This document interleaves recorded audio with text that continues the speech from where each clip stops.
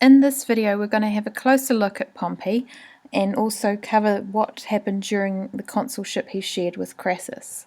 So the key questions to take notes on are: number 1, who was Pompey and how did he rise to power? Number 2, why were Crassus and Pompey elected consuls? Number 3, what did Crassus and Pompey do during their consulship? And number 4, how did Pompey undermine Sulla's reforms? So Pompey, also known as Gnaeus Pompeius Magnus, came from Picenum, which was on the Adriatic coast of Italy to the north of Rome. He came from a wealthy equestrian family.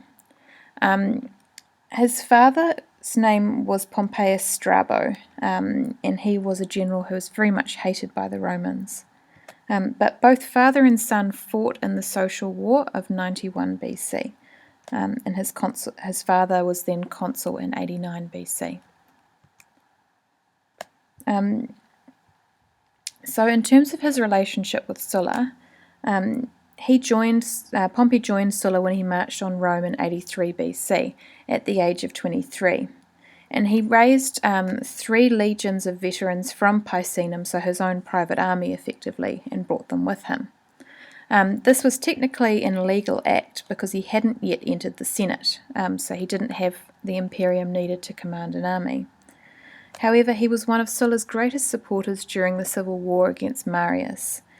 He defeated the remaining supporters of Marius in Sicily and Africa, and he was rewarded with the name Magnus, which means great, and a triumph.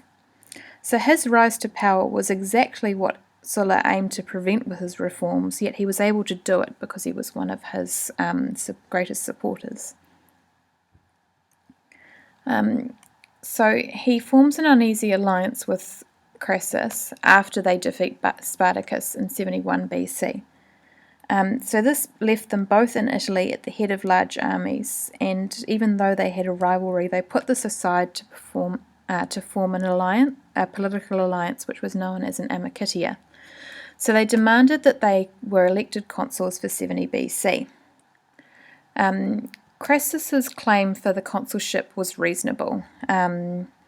He appealed to the wealthy factions. He supported the equestrians in their business interests, and he had previously been a praetor. However, Pompey's claim went against the Mos Maiorum and Sulla's reforms.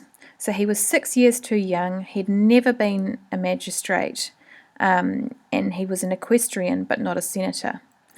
However, he ran for election promising to restore power to the tribunes, and the fact that both Crassus and Pompey still were in charge of armies was an obvious reason to elect them so that nothing bad would happen.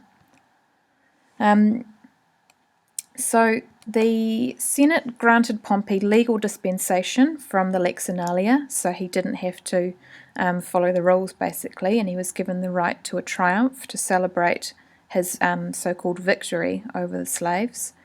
And both